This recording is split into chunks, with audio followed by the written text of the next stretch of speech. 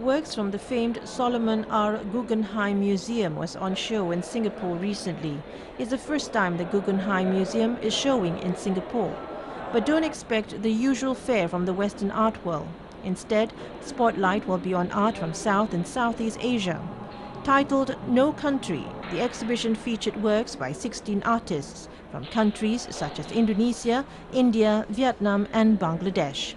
The show is a homecoming of sorts for Singapore curator June Yap, who was based in New York for the past 2 years. It is a great pleasure to have it here in Singapore. I am very much enamored by all the artworks, and so for me personally as well, to see them again, it's very special. Meanwhile, Singapore was represented by Tang Da Wu's sculpture titled Our Children.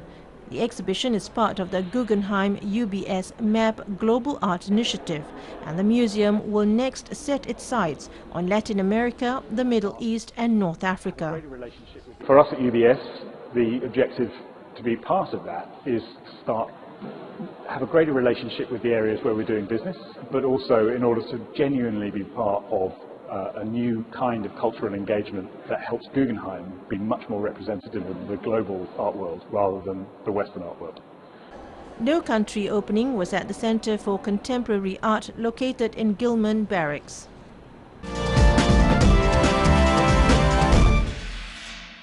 The Belum Temenggur rainforest in Perak, Malaysia has the potential to be recognized as a UNESCO World Heritage Site.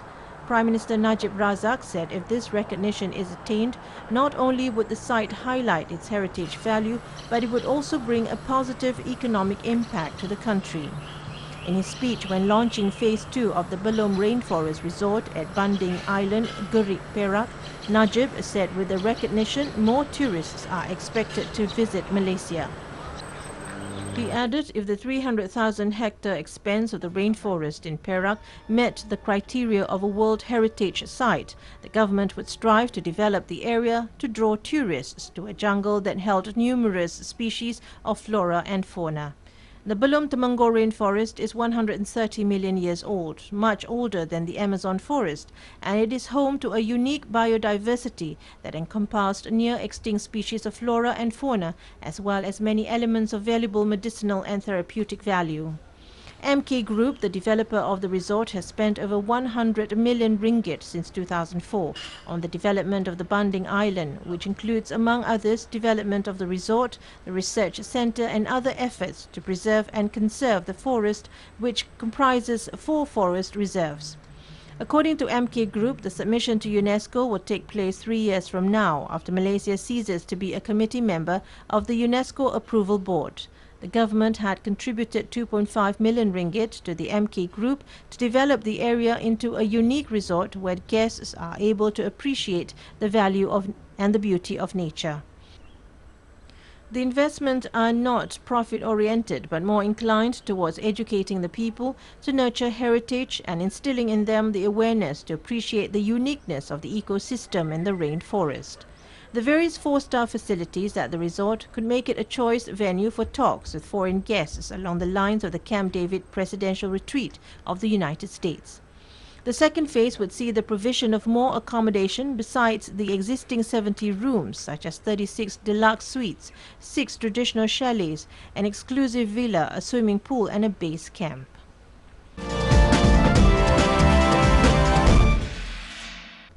New Khmer architecture was a uniquely Cambodian style of modern architecture developed in the 1950s and 60s, shortly after independence from France.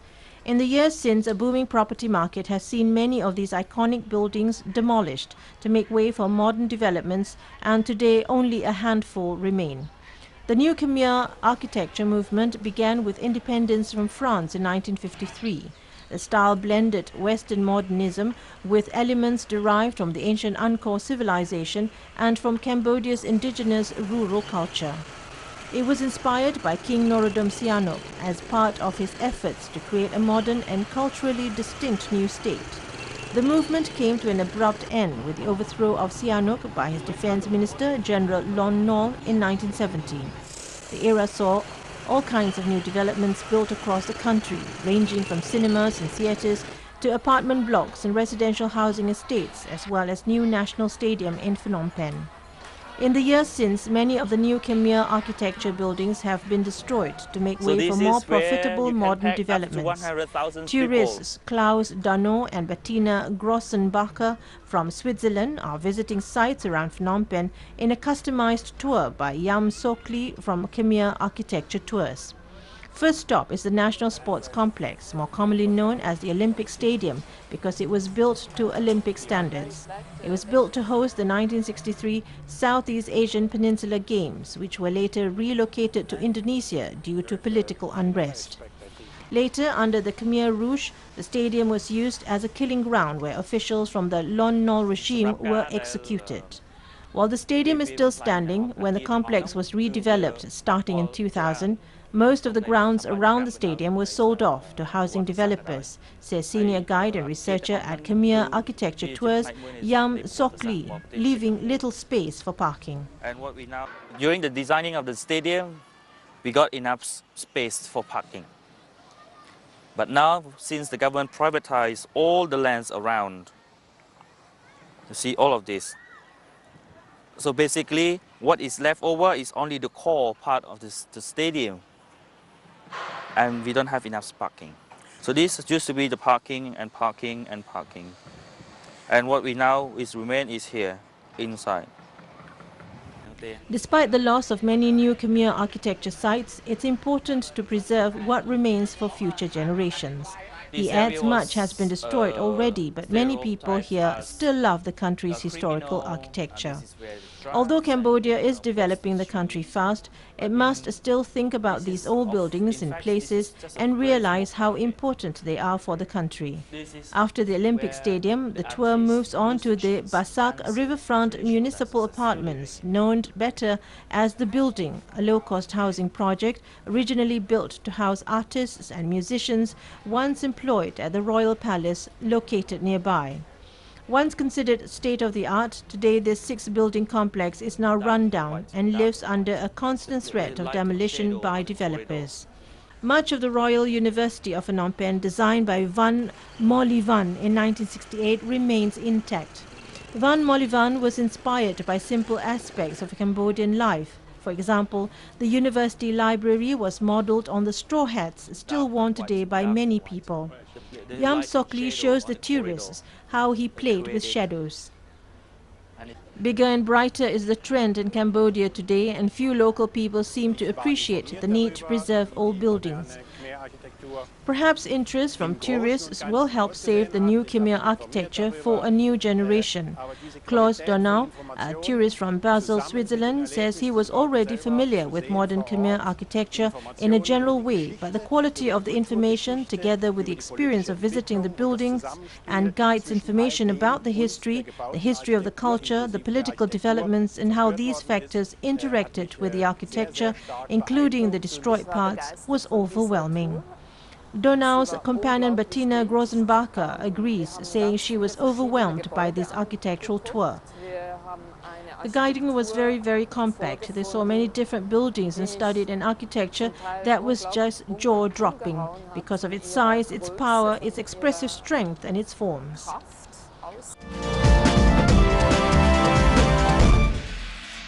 Collecting old currency notes and coins is an interesting hobby that has become increasingly popular. Besides for self-satisfaction, it is also a positive step towards preserving the treasures of a historical heritage. Brunei Darussalam began issuing its own currency in 1967 with a portrait of Almarhum Sultan Haji Omar Ali Saifuddin Sadul Khairi Wadian on the currency notes and coins. The currency also recorded a unique history and has attracted notaphilists to keep them as personal collectible items. The hobby of collecting old currency notes and coins is hoped to inspire the young generation to nurture such an interest. According to a number of collectors of old banknotes, they found self-fulfillment in the hobby. On how they keep their collections, one of the collectors said taking good care of it is important to preserve their ideal condition for the coming generation. Awang Zulkifli bin Musa regarded his collection as a historical legacy for the young generation, as old currencies are not easily found anywhere. He said currency notes are harder to collect than coins. He usually keeps them in plastic bags or arranges them neatly in albums specially made for banknotes and coins. Awang Zulkifli said his collection of old currency notes and coins that he started 20 years ago has grown over the years, and that he plans to continue to develop it and extend it further to other members of his family. Meanwhile, gold and silver coins are not less attractive. Awang Shawaluddin bin Muhammad Zan has made collecting such coins his hobby since 10 years ago.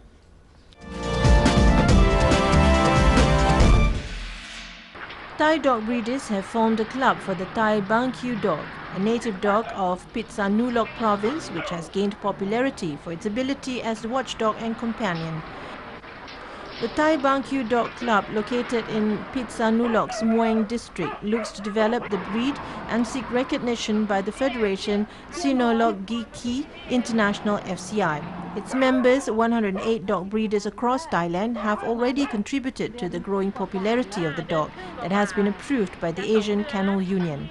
Many dog lovers in Thailand and European countries have owned this variety of intelligent dog.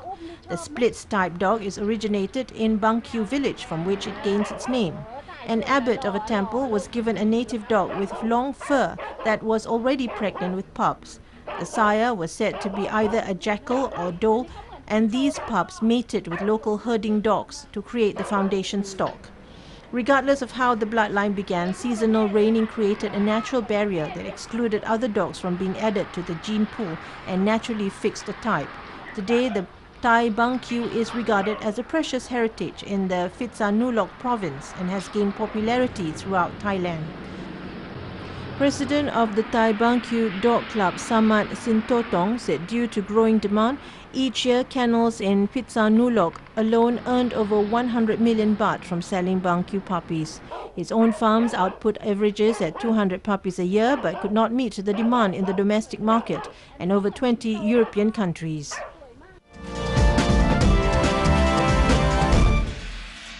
Well-known master artisan of embroidery Lee Van Kin from Hue has finished a work of art dedicated to late President Ho Chi Minh on the occasion of the leader's 124th birthday. Once again, this work of art has gained recognition from the Record Organization of Vietnam. Master artisan Lee Van Kin has nurtured the idea of creating a piece dedicated to President Ho Chi Minh for a long time.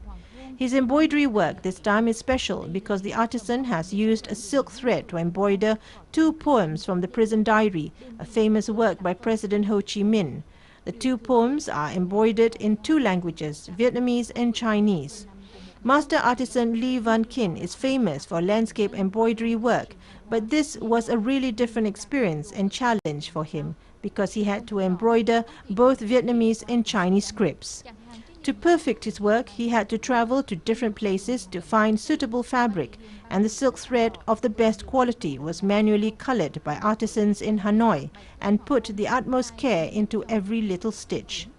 Now, at the age of over 80 years old, embroidery works dedicated to President Ho Chi Minh are the most valuable treasure to this master artisan. He says that if his health remains, he might create more works to further express his respect to the national leader.